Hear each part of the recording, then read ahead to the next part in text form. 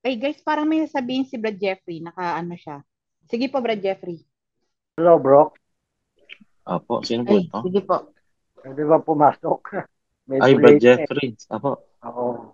Hindi, didibang ko lang yan sinagsasabi mo si Badong. Ah, si Eh, Badong. si Hmm. yan bang si Badong? Kasi sinisiraan niya yung mga tiga dyan sa Broccoli. Samantalang kalahating taon na akong nakikinig sa inyo. Wala akong naririnig na nagmumura. Kaya nga ako napasok dyan eh, dahil sabi ko, mga kapatid ko eh, mga may aral kayo. Itong si Badong, kunyari, panay Diyos ang nasa bibig, pero kabaliktaran, pamilmilan dila eh. Yung mga, yung mga pinagsasabi niya, sariling personal niyang ano yan eh, personal niyang galit yan eh. Pati yung mga kapatid, parang ano, parang nahihikayat niya. Sana doon sa mga kapatid na lumalabas at na ano, sana mag-isip-isip kayo. Hindi kita sinisiraan Badong ah. Pero sana yung bibig mo, medyo yan mo. Sayang nga hindi ako umabot sa live. Panay Diyos Ayan. ang narinig sa bibig mo pero kabaliktaran ng ano, masyadong ano, masama ang dila. Lumalabas yung mga malalaswang salita. Kung meron kang galit sa isang tao, di ba meron tayo nasa Bible naman yung batuhin ka ng bato, batuhin mo ng tinapay. Tapos ganyan ang attitude mo. Kung pwede bro, i-play mo tong sinasabi ko. At hindi mo na ako kailangang Hmm. kilalanin. Koreano rin ako. May sama din ako ng Lopi KDR. Pero hindi ko minsan minura. Hindi na ako makapasok sa iyo eh. Hindi eh. Tsaka naramdaman ko kasi yan eh. Pagka wala siyang mapupulot, wala siyang magiging kakampi, hindi niya ano eh, hindi niya tatanggapin do sa ano niya, eh, sa podcast niya. Sana yung mga kapatid, mag-isip-isip din, kilalanin yung maigi. Sa totoo lang, nakausap ko kapatid ko, kilala ka rin.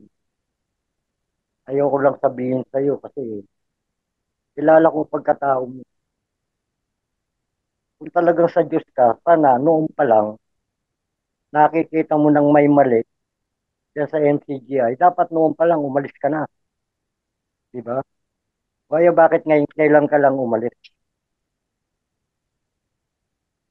Kung gumagamit ng critical thinking ng tao, palagay ko hindi hindi maniniwala sa iyo. Huwag ka nang manira ng ibang tao, lalo na dito sa broccoli. Minsan walang nagmura dito. Nagalit, okay. Siyempre, sa sama ng loob.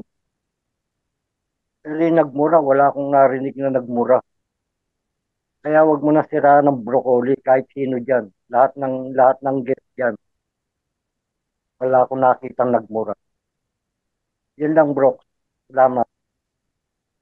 Sige po. Thank you po. Makakarating po. Ipopost po natin yung clip. Makakarating yung message po.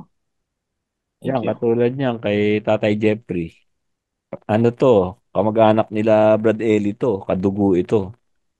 Pag may galit ka talaga, i-manage mo, inu-neutralize mo yung mga sinasabi mo. Katulad niyan, nandito tayo sa isang Zoom meeting. Nandito yung kamag-anak nung ano mo, kumbaga sa taong galit na galit ka. O, di ba? Ilalagay mo rin sa ayos, sa formal Ah, na paglalabas ng sama ng loob. kung ano lang yung sama ng loob mo, yun sabihin mo. Oo, yun lang. Para murahin mo yung tao. Eh, siyempre lahat naman ng bagay may hangganan. Kung kaya mong kontrolin ang sarili mo, kontrolin mo. Hindi, itong si Badong masyadong ano eh, masyado bang naghahanap talaga ng kasama ng loob niya siguro, pansarili niyang interes. Lahat, pati mga kapatid, inaakay doon sa kagustuhan niya. Mali, hindi tama yun. Baguhin mo, style mo, badong. Kung marunong lang ang makikinig sa'yo at gumagamit ng pag-i-issue, hindi makikinig sa'yo. Ako, totoo, inaamin ko, pinakinggan din kita, inobserbahan kita. Nung una, okay. Pero bandang huli, wala na eh. Oo, gumagamit siya ng talata sa Biblia, pero pagkatapos ang sama ng ano lumalabas eh. Mali, hindi tama eh. Opo. At saka isa lang batuhin ka ng bato, batuhin mo ng tinapay. Di ba maliwanag naman yan? Kung talaga may aral ka dapat sundin mo. Eh, sinasabi niya na sa Diyos siya ba't ganyan? Di tama. Kaya wala man akong kinakampihan kaya lang, siyempre, nagkaano tayo, nagbibigay tayo ng obserbasyon, ano? Pagka alam mo, yung ganyan, pagka nagalit, galit talaga eh. Yan ang attitude nila eh. Hindi kagaya natin. Tayo, nakakapag-control pa eh. Pero sila, yung mga ate, hindi naman lahat Pero ako, may mga nakilala akong ganyan kasi na na pagka nagalit, lalo na pagka yung na nabigo sa pag-ibig, nagwawala yung mga yan. Walang direksyon ng bibig. Mali. Sana, kung talagang gusto niyang kumakay ng mga kapatid, eh, tanggalin niya yung masasamang salita. Total, ginagamit niyang Diyos eh. Kaya nga kung yung kapatid na medyo sensitive, uh, talagang nakikiramdam maigi, gumagamit ng critical thinking, hindi basta mag-a-assess ka gaya ng ginawa kong assessment pa kanina. Pero kung basta bara-bara na lang at mapapaniwala niya, hindi rin maganda. Diba?